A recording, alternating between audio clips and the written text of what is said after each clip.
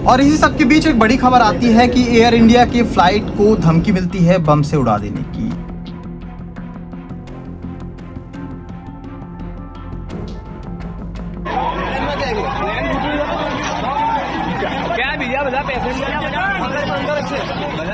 AC is still not working and today it is very hot in Delhi.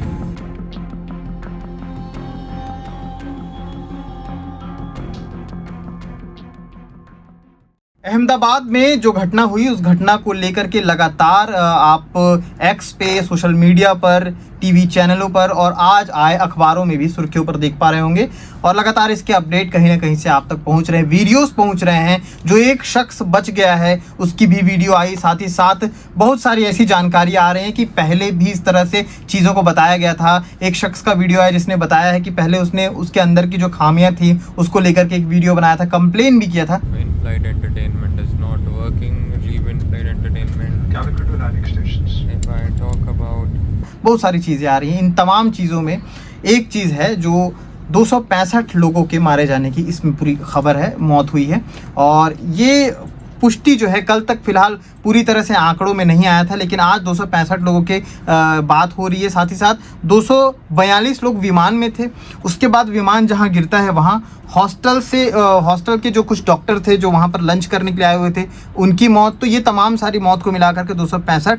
और इसी सब के बीच एक बड़ी खबर आती है कि एयर इंडिया की फ्लाइट को धमकी मिलती है बम से उड़ा देने की।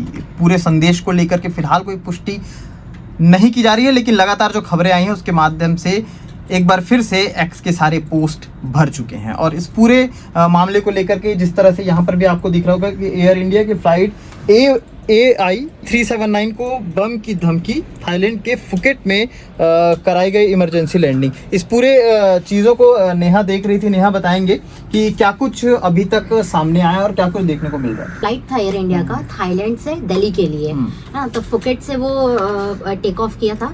लेकिन उसी के बीच में आता है इन्फॉर्मेशन, अब ये कहाँ से आया इन्फॉर्मेशन, इसका कोई अभी जानकारी हम लोगों को नहीं मिला है या फिर एक्स पे नहीं आया है।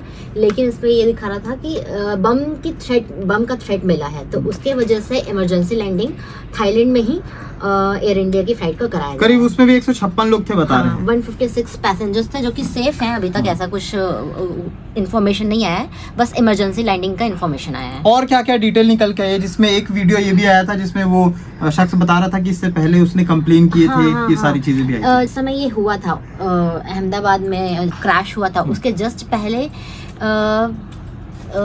वो फ्लाइट अहमदाबाद आई थी, तो उसमें एक शख्स था जिसने एक वीडियो बनाया था। फ्लाइट में ना एसी वर्क कर रहा था, ना फ्लाइट के कुछ सिस्टम्स वर्क कर रहे थे, तो उसने कंप्लेन करने के लिए, एयर इंडिया को कंप्लेन करने के लिए वीडियो बनाया था। उसके बाद जब ये क्रैश हुआ तो उसने अपलोड किया कि इस फ्लाइट, वो एग्जैक्टली फ्लाइट में प्रॉब्लम्स पहले से चल रहे थे। ये सारी चीजें उसके ऊपर फ्लाइट को भी लेकर के बोला जा रहा है कि लगातार कमेंट्स आ रहे हैं कि पुरानी और मतलब इसको किसी तरह से, जैसे कि कई जगह एक पोस्ट पढ़ रहा था, 15 साल की गाड़ियों को पुराना बोल करके रोक दिया जा रहा है, खत्म कर दिया जा रहा है। लेकिन जो 10-10 साल से विमान है वो चल रहे हैं, उसको लेकर के क्या कुछ चीजें होनी चाहिए सेफ्टी को लेकर के। ये कंपनी जो है फ्लाइट की कंपनी, वो बोइंग है। बोइंग एक अमेरिकन कंपनी है, लेकिन फ्लाइट ऐसा नहीं होता कि 10 साल में इनकी एक्सपायरी डेट होती है। जो फ्लाइट्स होती हैं उनका जो लाइफ स्पैन होता है वो 40 to 50 ईयर्स का होता है। तो ऐसा नहीं कि आप 10 ईयर्स में उसको चेंज कर सकते हैं। क्षतिग्रस्त हुआ है वो सेकेंडरी है। सबसे पहले जो मौतें हुई हैं, एक बहुत ही भयानक आंकड़ा जिसमें आया 265 लोग बहुत होते हैं। और इस तरह से जो चीजें हुई हैं इसको लेकर के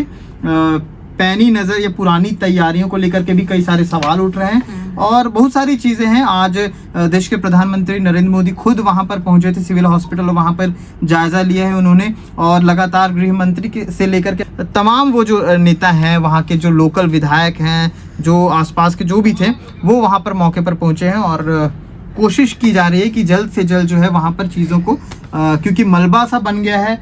हॉस्टल पूरी तरह से बता रहे कि डॉक्टर्स वहां पर लंच करने के लिए दोपहर के समय जाते थे और वही टाइम था लंच का, लंच के टाइम तो उसमें डॉक्टर भी कई सारे जो है उसमें मौतें हुई हैं। तो ये सारे आंकड़े हैं। इस पूरे मामले को लेकर के लगातार कोई ना कोई अपडेट आ रहा है, लेकिन सबसे बड़ा अपडेट यही था कि बम की जो धमकी मिली है उसको लेकर के और क्या कुछ अपडेट है, इसी को लेकर के अभी फिलहाल तो स्क्रॉलिंग चल रही है।